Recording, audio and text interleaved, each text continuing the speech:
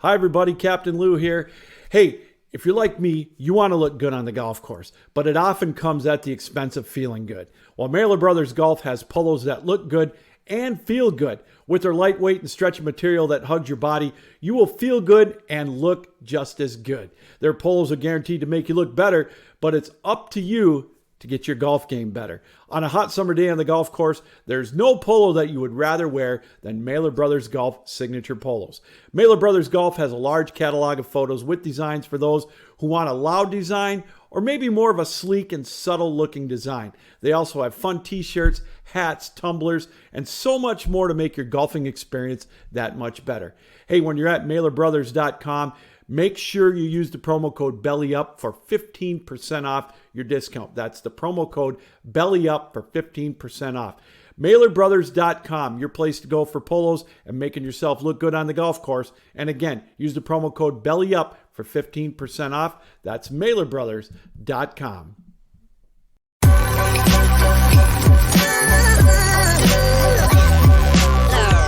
The following is a presentation of the Belly Up Sports Media Network.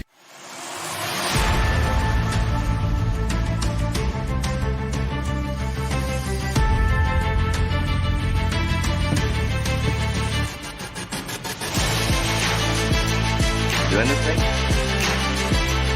Here comes pressure, throws it to Eckler on the screen. He's got a block to the 10, to the 5, into the end zone. High pass. Did Williams make that catch? My goodness. Feet for a first down. Herbert with time. Now running out of time. Throws on the run. Down the sideline. Caught in the end zone. Keenan Allen for the touchdown. Throws, and again it's intercepted. And that's Asante Samuel. Here's another one. Watch out. How did it feel when Derwin James absolutely powerbombed the out of you on national television? You're listening to the Shock Therapy Podcast with Tyler Lawrence and Zach Alfers. And we're back with another episode of the Shock Therapy Podcast. Zach, you get a chance to watch the World Baseball Classic at all? Just the last highlights throughout the entirety of the tournament. But definitely checked like the last 3-4 innings of the final, and what an up and down roller coaster, and what a historic way to end that. Shohei on the mound against his teammate forever in the MLB and Mike Trout, and strikes him out for third out to win the World Baseball Classic. Yeah, I'm excited for the next one to come around. I think we have some time to wait, but really, really great players going at it, and really excited for the season, which kicks off, opening days next week. So it's Friday, right? Next Friday. I think. Yeah, I think it's the 30th is when the Padres opening day is, at least. Padres' first game is Thursday, but I don't think everybody plays Thursday. I think the typical opening day for every team is Friday. But I do think some teams get some games. I know the Giants play on Thursday. I think Pods get their season kicked off against the Rockies on Thursday. But opening day, we're going to call it opening day. All the teams going with all the festivities. That will be Friday. I think you're right. Yeah. So, dude, I just thought it was crazy, though, because you've got the current best player in baseball in Ohtani and the former best player in baseball in Trout going head to head in the final. Last, like what a peak of a moment that was, right? It's awesome too, because teammates, right? Teammates, right? You don't get to see that in MLB action, and we're not going to be able to see that unless Shohei or Mike Trout get dealt, but which is a possibility. But still, it was fun. The stories were there. Exciting baseball from just a really high quality game, and there's just so much out there now. It is an international game. You had some, really, really strong group play. There was some good baseball that was being played, and so I'm really excited for that to just lead into the MLB season. Yeah, I thought it was a lot of fun. I was really pissed because I missed the game. I just totally spaced about it, totally forgot about it. And then I see the ticker on my phone. I go, oh, no, I missed the game. And then I missed that moment. Like, getting the highlight is cool, but, like, being in that moment, being, like, engaged emotionally is, like, totally different. I totally missed that moment. That's something I'm never going to get back. It's terrible. Well, you got to queue up the next one. But it was such an interesting game. I was working and I was just getting off when that game was starting. And somebody in the office was like, "Yep, Carl Schwarber is going to go deep in right on cue, jacks it out of the park at 450 degrees." Right when he does that, it was sunny outside, and then just a nasty little strike of thunder happened, and then a 5-minute freak hailstorm just out of nowhere. So it's just like, I weather thought was it was weird. a lot of fun. Oh, it was great. Let's talk a little bit about something I got to do last weekend. So I got the opportunity to volunteer with the Bolts community crew last weekend, which was a lot of fun. While I'm kind of talking about this, let me go ahead and show you some pictures real quick as I'm talking about this kind of cool event that the Bolts community crew had put on.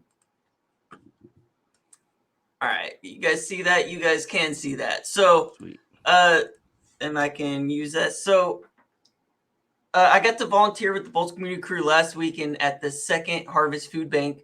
We were able to help sort 30,000 pounds of produce. This is an awesome opportunity to give back to community with an organization that partners with other organizations to ship food bank donated items to those suffering from food insecurity in Orange County. The Second Harvest Food Bank of Orange County envisions an Orange County with food and nutritional security for all. In collaboration with their partners, they provide dignified, equitable, and consistent access to nutritious food, creating a foundation for community health. They have their own farms, and they are run almost entirely by volunteers, more so than employed workers, oftentimes with their warehouse filled with more than 80% of volunteers. In 2022, their food distribution totaled 32 million pounds of food that was sent to over 300,000 families per month. I wanted to thank the Bolts community crew for putting this together. This volunteer opportunity was a lot of fun to be able to go out there with some of our own fans, the Bolt fam. They turned out really, really well, as you can see from some of these photos. It was just a really great opportunity, and it was a lot of fun. Met a lot of cool people, and something that I just kind of wanted to do and have some fun. So. So I got to go ahead and do that. That was awesome. What else are we talking about here today? Let's get into the paid programming. Okay, here we go. So we're going to talk a little bit about edge rushers today. I did just kind of want to pull that out there. And I'm going to let you kind of go ahead and go first. What are your thoughts on some of these edge rushers in this draft class? Oh, overall, I think we got one of the stronger position groups in this whole class, and a versatile one. You got stand-up edge rushers, you got traditional outside linebackers, you got some versatile D linemen who could, big D ends that have the pass rush capabilities of moving inside and playing in the nose tackle position. So, or D tackle position, mind you. I think it's super versatile class. I think it's a very, very deep class, full of just crazy athletes. I think we say that every year, especially at that position. These guys are big. They're stronger than other people. They're faster than other people. And it doesn't make any sense. Every year we get some anomalies, and I got definitely some freaks on my list.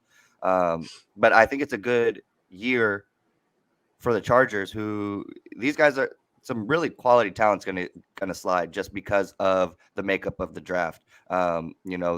There's going to be a run on quarterbacks. There's plenty of wide receivers, and we've seen the last couple of years, even with the deep wide receiver class, teams are moving up, making trades to go get some new young blood from that, the new receiver class. So we got a strong tight end class. I think this is a really good year for the Chargers just on their draft needs, right? We need some developmental. We could use a tight end later. We could use a developmental rotational edge piece. And I think in the first 2 rounds, we got plenty of guys to fill that role for the Chargers. A bunch of good run defenders as well. It's a really, really strong class. You're talking in the top 15, there's going to be 3 edge rushers taken. It's going to be Will Anderson. You're going to see Miles Murphy go early. Yeah. You're also going to see Tyree Wilson. These guys are kind of like freaks of nature. Like they're crazy. outside the reach of the Chargers. I don't think we're going to talk too much about some of the top end talent because I don't think a lot of those guys are going to be there at 21. But I do think that there is going to be a need for an edge rusher. You got Khalil Mack, who's in the later part of his career, may not be here next year. Joey Bosa has a huge cap next season that we're going to have to go and figure out. And the depth that we have behind him, no Kyle Van Noy, and then you're talking about our 4th round draft pick from 2 seasons ago being Chris Rumpf. Hasn't really played up to the par that we've been looking for. Been a pretty decent special teamer, but overall, I just don't. I don't think I have enough faith to just be happy with that kind of group in itself. I did put together a current depth chart right now for us to go ahead and look at. Go ahead and pull this off. So if you're taking a look, green is going to be like really good starters, light green, kind of decent starters, yellow players who should probably make the roster, could be, playing a pretty significant rotational role for us of that nature. In the orange kind of area are players that we could probably use an upgrade over. They'll probably make the 53-man roster. And then in the red are going to be your legitimate, like, we need to upgrade. These are kind of practice squad types of players who really should have an outside chance of making the 53-man roster. And one of those positions that we absolutely need to replace is going to be Ty Shelby, who's our current backup edge rusher behind Khalil Mack. So we definitely need to upgrade, especially on the offensive and defensive lines. I think that's going to be where we're kind of the thinnest right now. And I think that there's going to be quite a few players in this draft class because you were talking about it. It's a really, really strong draft class this year. And we can talk a little bit about some of these players. I'm going to go ahead and let you talk about the first edge rusher that you went and scouted, and who are you going to talk about? I'll go right into my edge rushers and won't get too much into the weeds of, you having my high school teammate Keelan Doss there in the red. I think this is Keelan's year, but I do agree we need some depth at the receiver position. Just wanted to put that out there. Back to the program. We're talking about the guy that wouldn't reach out back to you for an interview. He's big time. He's big time in me. He's probably buried in DMs. I don't hold it personally, but hey, Keelan, he's not buried in DMs. Nobody's talking about man. Keelan Doss. I taught you everything. Remember, I used to lead the receiver lines. I know he remembers. We're gonna talk. Let's go, man. I'm going.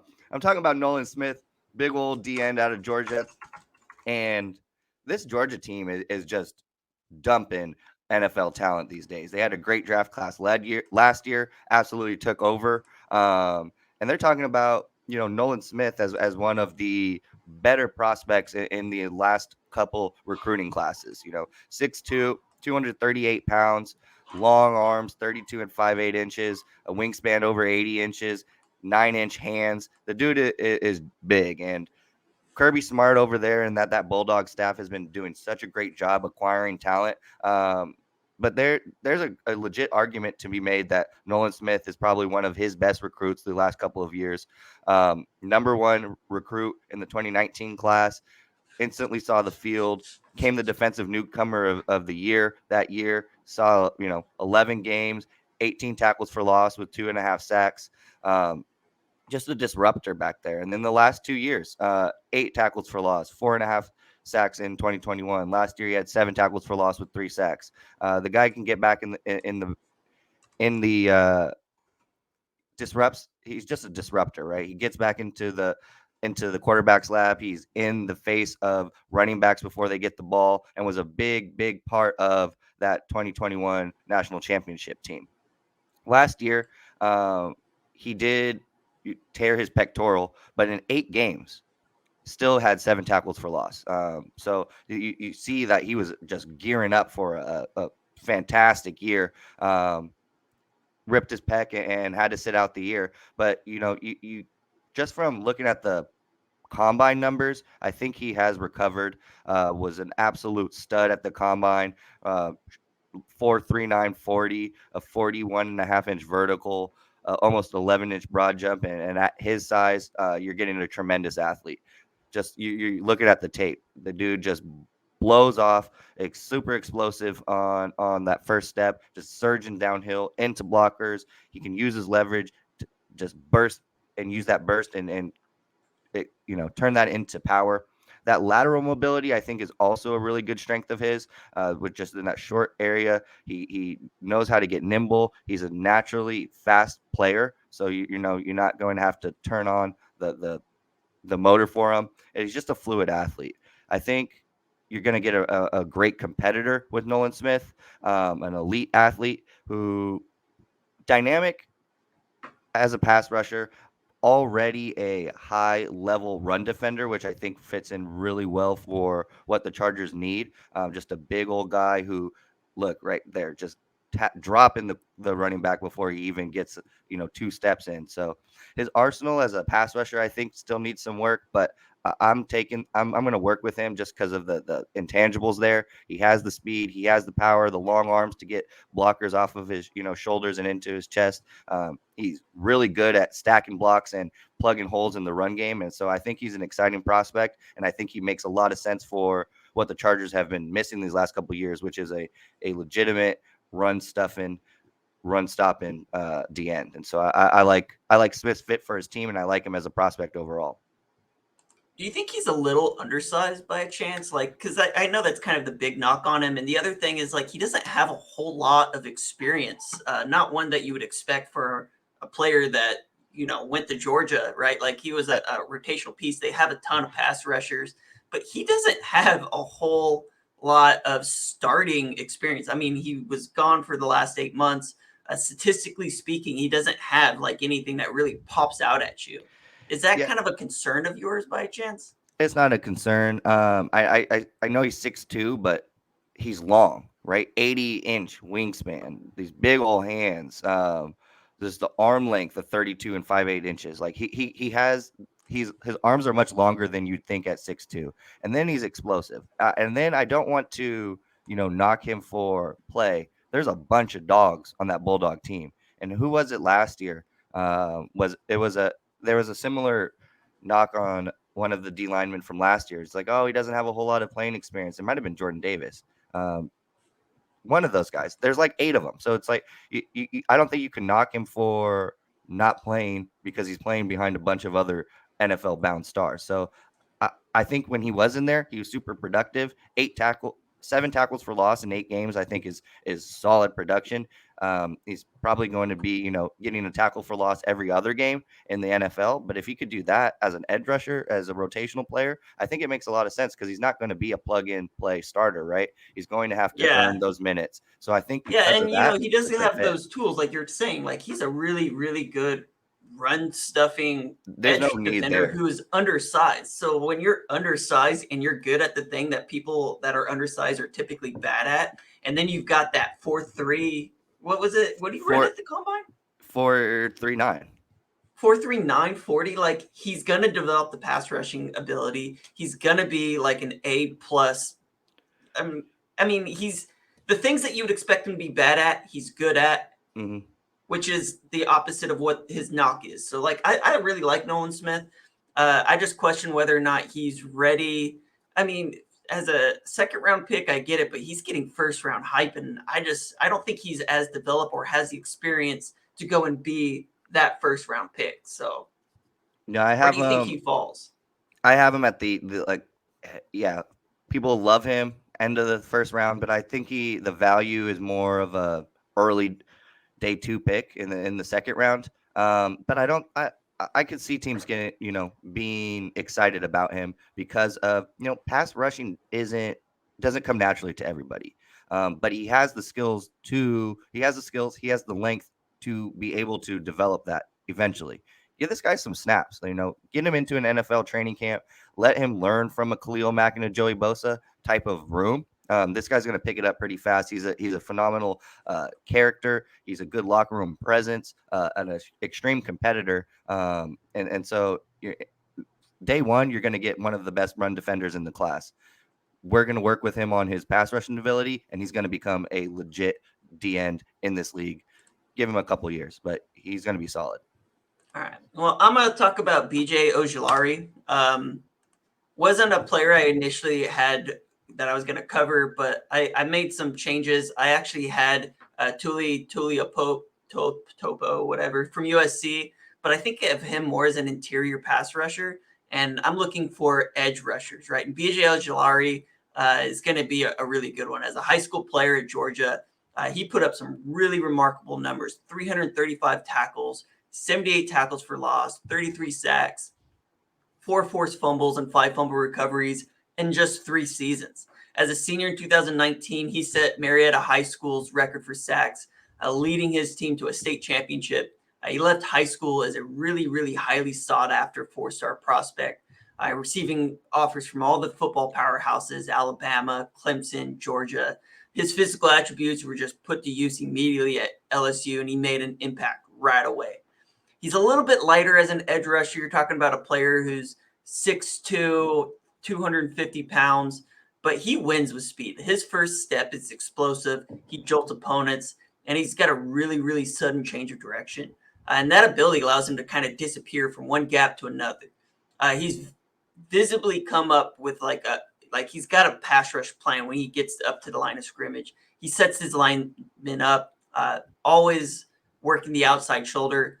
He showcased a beautiful ghost move, feinting his inside hand to force the blocker to extend before recoiling and dipping under. Additionally, he's got really, really good ankle and hip flexion. He's able to really get nice bend around the edge, and he explodes toward the quarterback.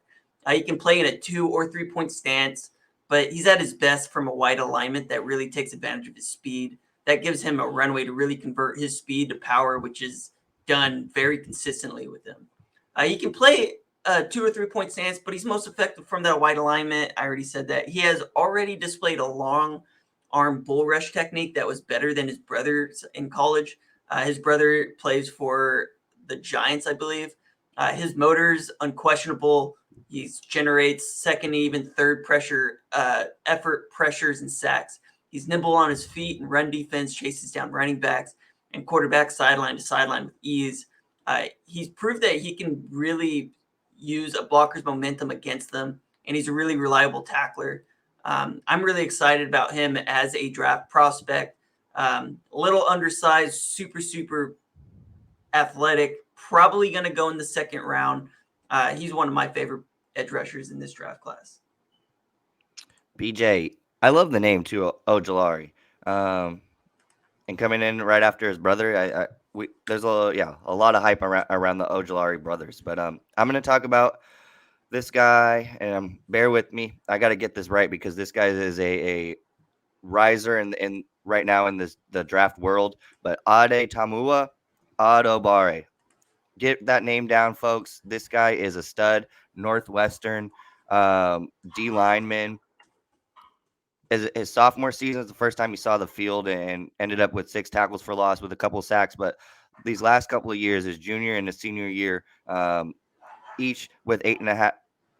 Junior year 4.5 sacks, 8.5 tackles for loss. He upped that last year as a senior with 5 sacks, 9 tackles for loss. And this is one of those versatile D linemen that I was talking about. For the Wildcats, you saw Adebawore, as a stand-up edge, at the 5 tech, as the 4 inside, as a 3 tech. He could play it all across the line. And for a team like the Chargers, who need depth at every D-line position, I think this is another guy that makes a whole lot of sense. And now because of we don't really know where you're going to plug Adebawore in, I think you're going to get varying types of projections for the kid. It really just depends what teams are looking for. But I think he has the size to play head up on tackles, the quickness to shoot the gaps inside. He is, at the end of the day, probably a developmental player, but he's somebody that I'm willing to invest in just because of that versatility. I would just love to see that in a Brandon Staley type of defense. Also, just a really great athlete. He had a high school record in the shot put, demonstrating just that natural ability to just be an athlete, I guess. 3-year starter for the Wildcats, and all of his coaching staff would just always talk about how smart this guy is, his football character, his makeup as a human, which I think is going to go a long way for his development, which might not be as polished as the other guys that we are talking about today. But I think he's going to be a positive addition to any locker room wherever he fits in on the field. He has that competency in gap control. He knows how to read blocks, and he's not super tall, but that natural kind of low to the ground kind of build that he has gains him natural leverage from play in and play out. He's always under the pads of his opponent. He has strong hands to create that jolt and establish stalemates at the initial contact. And he doesn't have the length as some of these other guys have, despite having a pretty solid frame. But his best reps come, I think, as an interior player, being able to penetrate that offensive line where, his quickness and his center of gravity really are, play to his strengths, and always winning off the edge. He doesn't have the best lateral bend, but I think his ability to rush with power from those wider angles is a really big strength of his. Yeah, he's a big boy, man. Yeah, he's big. And I think, I do think the best spot for him is as an interior pass rusher because of the lack of just elite length. But you could see this guy, you can move him around. I love him as a big DN too, for those, like, the run's coming type of packages. We're talking about his physicals. He's 6'2", 282 pounds, 33-inch arms, 10.5-inch hands. So he has big hands. And then at the combine, ran a 4.49 40, jumped 37.5-inch vertical with a broad jump of 10 feet and 5 inches. I think that's what's going to get him drafted, is just his ability, his natural leverage, his never dying motor, and his pursuit skills. He could track some people down from behind, even though he's not running the 4.39 that Nolan Smith is running. But I think he projects as a gap defense, probably a better interior rusher depending on the scheme fit. But I like him. I think he makes a lot of sense for the Chargers too, who need to add depth at every position up front on the D line. Northwestern is really, like, 10 years ago, I feel like they were not putting out the prospects they are now, and now you've got, it's a program. That program has come together out of nowhere and become like a really, really good football program. I don't know what happened. I mean, you look at Rashawn Slater, you look at this other offensive tackle that they got. They are pushing out a lot of prospects really fast, and it just kind of came out of nowhere. Like, what happened? And I think that's a good point too. Because I think we get as football fans and college football fans in general, we kind of get enamored by the college football playoff, and if you're not competing in the college football playoff, we just kind of have this, I don't know, just this cast off of these other teams are not legitimate programs. But they're, at the end of the day, 4 teams are getting in. So if you're not in the top 4, there's other really, really solid programs. And like Northwestern, well, they're expanding that, aren't they? Aren't they? They should. Like, they should. They are. But my point is, not making it there doesn't mean you don't have a solid program. Putting multiple guys every year for the last 5 years into the NFL draft, that is the core. That is a solid, great. That's a really good football program that is being built there in Northwestern. So credit to those guys. They really do got something going good there. I really like their program quite a bit. I'm going to talk a little bit about Isaiah Foskey, the Notre Dame tight end. Once I can get my screen shared. So Isaiah Foskey, he's 6'5", 265 pounds. He's got really good length. He's just a phenomenal athlete. He's a redshirt junior at Notre Dame. He was playing edge. He was a two-way athlete in high school, played tight end and defensive end. His future as a professional football player is going to be seen on the defensive side of the ball.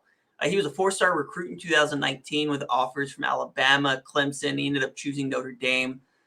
He emerged as a talent in 2020, accumulating 4.5 sacks and 5 tackles for loss. In 2021, he really had his breakout season. Earned all independent, all-American recognition with 10 sacks, 6 forced fumbles. He's got really, really, really impressive athleticism and power capacity, which has made him a top prospect in the 2023 NFL draft. His physical attributes are impressive. He's got real nice lean and a compact frame that carries his weight incredibly well. Also has really excellent length that helps him in multiple phases of the game. He's got great burst and acceleration off the snap. Really, it's elite. Like, he gets off the ball in a hurry with an awesome motor, and he's got really good speed as an edge rusher. He's capable of building up that speed to surpass the apex and gain space inside the wide alignments.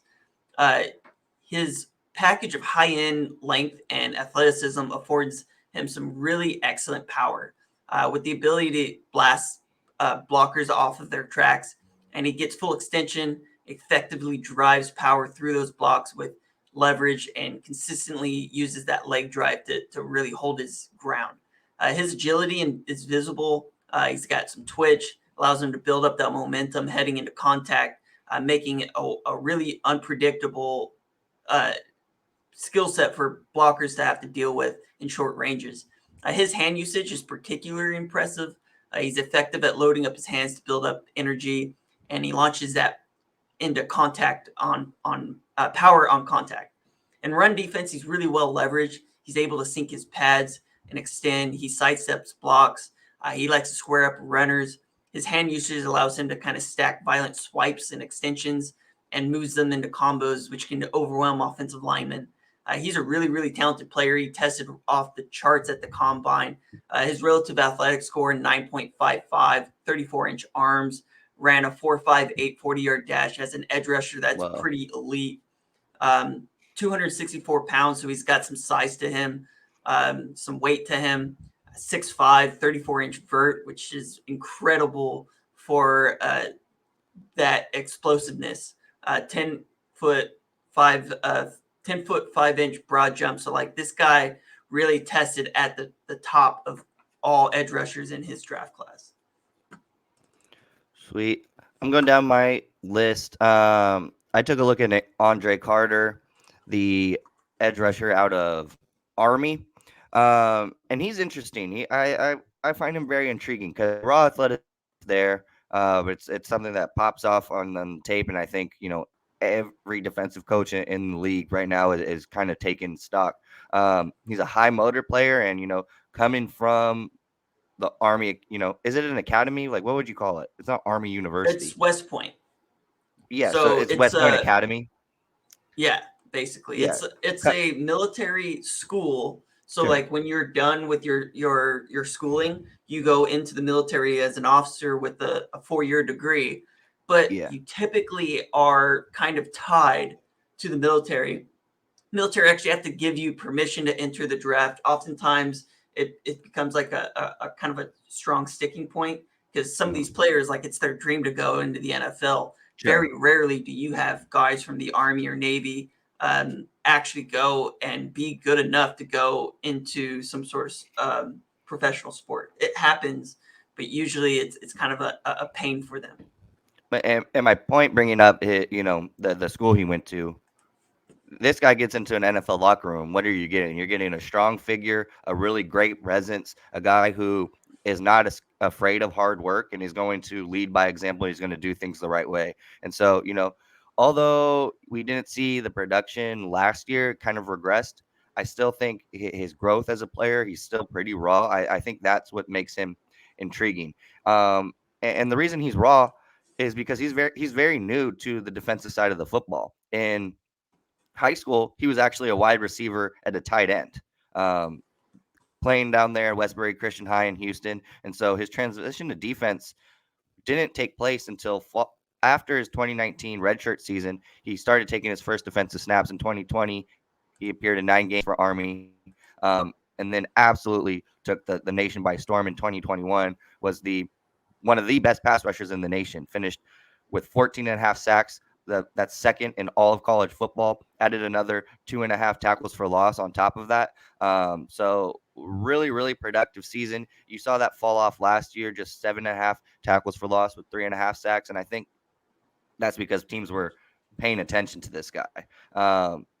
On the field, I think we do have to work on his pass rush counters, constructing more a comprehensive pass rush game plan to defeat these tackles. The tackle play he's going to see at the next level is going to be much better than he was, playing in an independent team like Army is.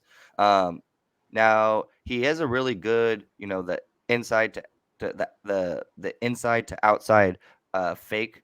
That's his like go-to move. And I think it's solid. His lack of punch, I think, is surprising. I think that's something that needs to work on. It's just not there for a guy that you would expect for a guy his size. Still, I think you need to work with him. I think that's going to be the primary focus of the NFL coaching staff for whichever team goes and drafts him. But the tools are there. He just needs to improve on, errant hand placement, the ineffective hand power that I was talking about, the lack of discipline in his pad level and leverage, the false steps out of the blocks to get to the quarterback. But the height, the weight, the speed, that's what's going to stand out. The athleticism, it's there. He might not be the most dynamic. He might not be the most flexible on the edge, but he's a developmental talent. And I'm interested in him because he's a giant guy. The intangibles are there. He's the educational background is there. I think that's going to make him a valuable commodity. This guy has a solid head on his shoulders, and I think he's going to be a great teammate and a great leader for whichever NFL team decides to take a flyer on him. Yeah, I think it's just going to be kind of hard for him to. I mean, he's really raw. Like he's got some crazy size. He's 6'6", like 260 pounds. Didn't play for like a great, program, but like you're talking about the leadership skills that is being built at West Point, which is where the best of the best. Like you have to have a 4.0. You have to get like letters from your senator. Like getting into that place is so difficult in itself.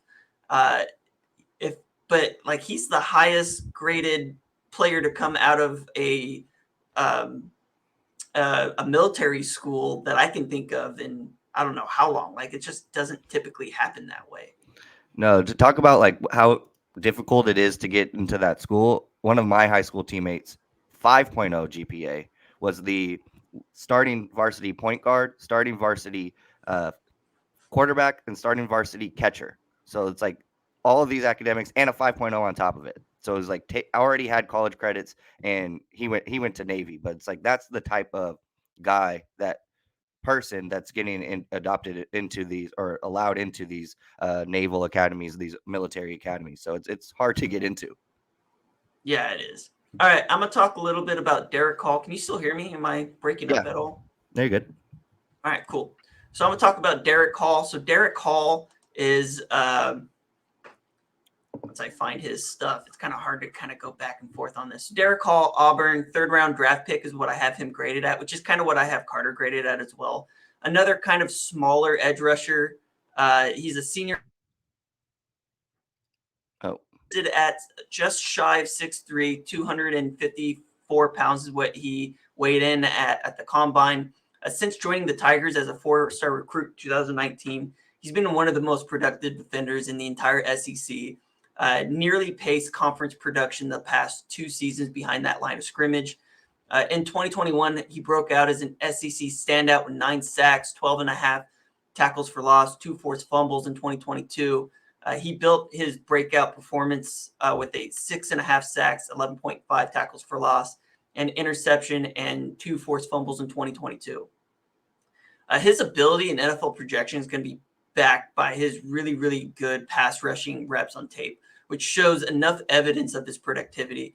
He could have been even more productive in 2022 if Auburn's game scripts had invited more passing from the opposition. However, his ability to bring raw power and elite proportional length make him a really, really strong NFL prospect.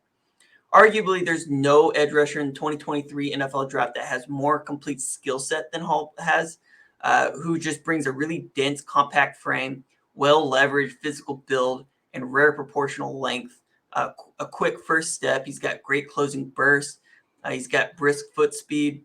His elite composite power capacity allows him to align himself behind rushes and really maximize his power outright. He's got strong natural leverage and play strength that contribute to his ability to routinely attain proper alignment. He establishes a half-man relationship on the edge, and he really rips down anchors to deconstruct and engage in pursuit.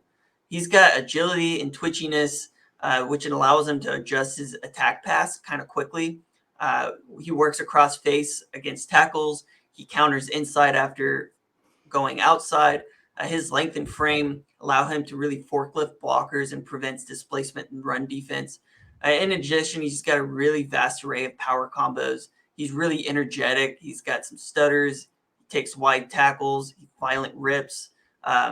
He swims off long arms and he bull rushes. So he does kind of a little bit of everything. He doesn't do any of them at an elite level, but he does them all at a really, really good level. His physical profile's really got kind of few holes. The issue is that he's just not the biggest or most dynamic player. He's just really solid at everything he does, despite not being in the same name as Will Anderson, Tyree Wilson, or Miles Murphy. So he's a really, really good football player, one of the most productive players at that Auburn program. All right. No, I was feeling like I was going to sneeze there. But going into my next guy, I took a look at Zach Harrison, the D end out of Ohio State, and I think this guy's a talented and explosive player. He has all of the intangibles that you're looking for: the size, the length, the strength, with the pass rush upside on top of it. And I think with some NFL coaching, some further development in his game, I think he has true impact starter potential. And you got a big D end. He's not maybe the traditional edge rusher that you're looking for, but it's a solid D end who has the versatility to bump inside to take advantage of mismatches, which I know Staley loves to do. Steady presence for a blue blood college football team in the Ohio State program has appeared in at least 10 games in 3 of his 4 seasons with the Buckeyes. And I think you saw his best football last year. 13 games, 34 tackles, 8 for tackle for loss, 3.5 sacks, and he did a little bit of all. He had an interception. He batted down 4 passes on the line, also forced 3 forced fumbles. So versatile guy, can really fill up the box score for you. With his athleticism and explosiveness, that's his strength. His ability to eat up a lot of grass with just one step right out the gates. He uses his lengths to create separation from his blockers. He's able to convert his speed into that power rush to pop his hands, gets linemen off balance and stunned off their spot, and he's able to make a play after the fact. He has developed a really solid toolbox of counters. He could set up and defeat tackles however he feels fit. And where did he say? Really, really strong at the point of the attack, also against the run. Ability to shed blockers and get to the ball carrier, I think, is also another highlight. I think what you're going to worry yourself a little bit about with Zach Harrison is that at times doesn't always get the best jump off the ball, doesn't have the true freaky limbo bend that you'd like to see from your edge guys. I think you have seen him really, really have, like the Looney Tunes. He gets the quarterback in his eyes and he kind of just goes crazy and really susceptible to the play action fake. And I've seen him, really intent on getting after the quarterback and letting the, a draw or the running back kind of just sneak out from underneath his grasp. In terms of physical attributes, you're getting, I said, the size, the length, the explosiveness, that's all there. The length, I think, is his biggest asset. And he uses it to his advantage every single play.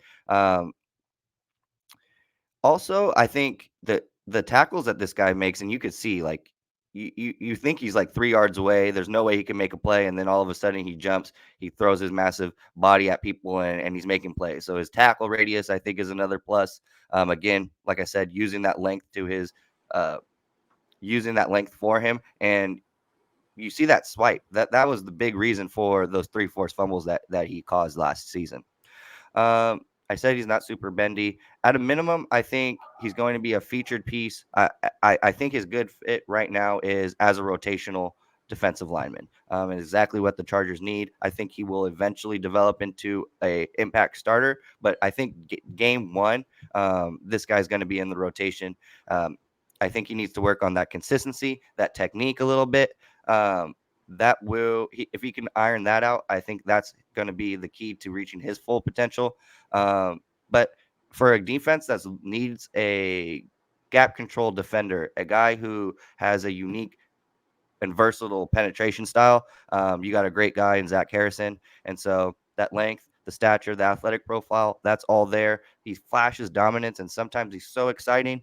Just needs to do that more consistently, pick up his play speed, his recognition, his play recognition. And then he does that, he's going to be a really solid player at the next level. Yeah, he's a weird one because it was a top recruit, like top 5, top 10 recruit in his recruiting class. And he just didn't seem to really put it together at a program that really pushes out pass rushers like no other. His development's just a little bit slower than I think you'd expect from somebody like him. You know what I mean? No, and that's his big knock, right? And that's why he's going to be a third round pick. But I think it's going to be a good fit. This guy is he's going to take some time to develop. But for a team that has 2-star pass rushers, just looking for that third piece, I think it makes a lot of sense. Just plug that guy in and let Staley work with him. I'd love to see him develop in the powder blue. All right. Well, I'm going to talk about Felix, another player that's kind of hard to explain his name. It's going to be Felix Anudike-Uzomah. I have a second-round draft pick on this guy. I think he's really, really good from Kansas State. Didn't really test at the combine at all. Came in at 6'1", 255 pounds. He's a really, really talented defensive end who's gained a lot of attention really quickly. He was only a 3-star recruit coming out of high school. He had some pretty impressive stats, 55 tackles for loss, 13 sacks in 3 years. I played in 5 games for Kansas State as an actual true freshman. Ended up only having like 3 tackles, including his first career sack against Kansas. However, it was his sophomore season where he really showed some potential as he ended up tallying 11 sacks, 14 and a half tackles for loss. Ended up getting 6 forced fumbles, and he had a 4-sack performance against TCU. For one player to get 4 sacks in a single game, that's insane. He enters 2022 with really, really high expectations. He did enter 2022 with really high expectations, and he ended up coming pretty high within those. He's got physical preparation for the NFL level, which is really impressive. He was only 220 pounds when he arrived at Kansas State. Now is at 255 pounds, so he ended up gaining 25 pounds to look the part of an NFL edge rusher. Possesses really excellent length. He's really high cut. He's got long legs that allow him to move quickly. He's got good play speed, lateral agility. He's able to chase the ball carries back from the backside. He's got a really strong lower body, kind of an immovable object in the ground game, and he's really capable of standing his ground against larger offensive linemen. As a pass rusher, he shows some violence in his hands, uses his upper body length pretty well. He's got that overall body strength. He's got a really compact, dense frame. He's converts speed to power really, really well. Tries to dip and rip moves and spin moves. Also sets the edge really, really well in the run game. He's able to locate the ball carrier, stopping them in their tracks. He showcased a lot of ability to overcome double teams in both the ground and passing game. I initially thought that he was going to be more of an interior pass rusher. I just don't think that he has the enough size to kind of do that. Might be a player that you can kind of move around and kind of NASCAR packages to go ahead and do that. But he's a really, really alluring draft prospect and a player that I think is going to have a really bright future in the NFL. One of my favorite guys in this entire draft class, because I think that he was kind of unknown for a little bit. But, I mean, he really attacks the ball carriers. He's got some power, and he's physical. And he's kind of fun to watch. Like he gets excited. He's one of those hype guys on the football field. You seen him here moving inside, chasing down the ball carrier. He's fast, and he just gets it. And he's just a really, really fun player for a Kansas State team that kind of overdid expectations of what a lot of people thought they were going to do this year. Sweet. Last guy that I took a look at, and I really just did it because of the last name and the name recognition there, but I looked at Fehoko, and if that name sounds familiar, you got it. Younger brother of Braden Fehoko, who I believe is unsigned right now, kind of hanging out there in free agent purgatory. Sure, someone's going to take a a flyer on him because the Fehoko family, that family breathes and dies by the football. The athleticism in that family is deeply, deeply ingrained. Vili Fehoko is actually Vili Fehoko Jr., so they call him Junior. The dad, Vili the Warrior from the University of Hawaii, we all know. They're second cousins to Vita Vea, the defensive tackle, now for the Bucks, I think he's still on. But with Fehoko, you got a great athlete, a guy who played rugby on top of football throughout high school. And during his time as a Spartans, been at San Jose State now for 5 seasons, became a multi-year starter for that defense, and you're getting a very fierce player, one who's taken the fight to the offensive lineman relentlessly, shows great strength and physicality in his play. And for a player like that coming from the Mountain Western Conference, San Jose State, a conference where you're not really seeing the talent level that you are in the SEC or some of these other big conferences that we have. You expect those types of players to dominate their level of play, and that's actually really last year. Tackles, 19 tackles for loss with 9 sacks. The guy is disruptive. I think his strength is just active hand, always punching dudes in the pads, engaging with his opponents, and then his ability to anchor, stack, and then shed blocks make him a very, very valuable run defender. I think that's very impressive attribute that he brings to the football field. And he understands how to win against different blocking concepts. There's not one concept that he thrives in more than others. Really, really adept at getting through blockers, using his hands, enabling him to flow with the football without getting bogged down. So I think, he will have to, as a pass rusher, I think you've seen flashes, but you do kind of worry just because of the talent that he's going up against. I think the positive here is that his pass rushing has continued to increase every single season, especially these last 3 years. Lost my place in my notes. He doesn't have the most explosive or the quickest first step. I think that will hinder his ability to get vertical, get into the pocket quickly. But the success of his game is really going to depend on timing the snap, his ability to use that hand fighting skill that he does and uses so effectively. And he's shown flashes of being able to use the 2-hand swipe, which I love. It gets guys off balance, and it just looks pretty cool when it's deployed correctly.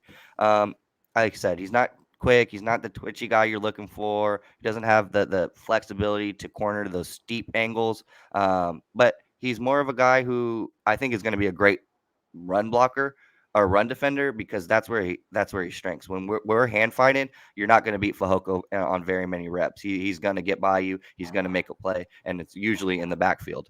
And I think what you are getting though is an experienced player. He's played in college football at the D1 level for 5 seasons. He is disruptive out there on the edge. He has the versatility to play from multiple alignments.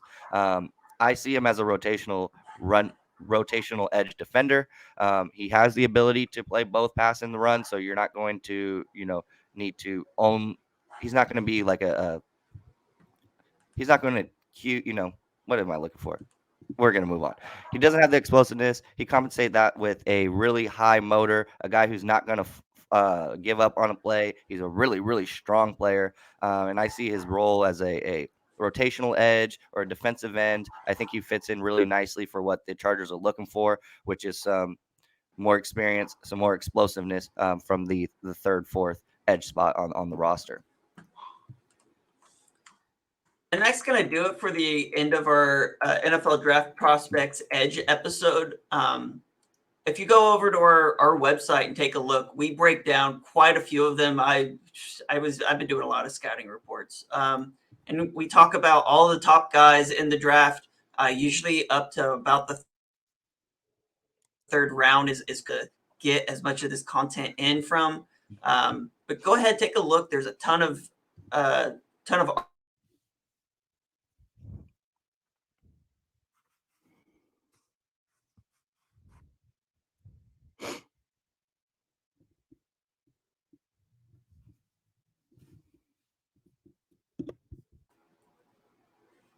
I lose you for a second?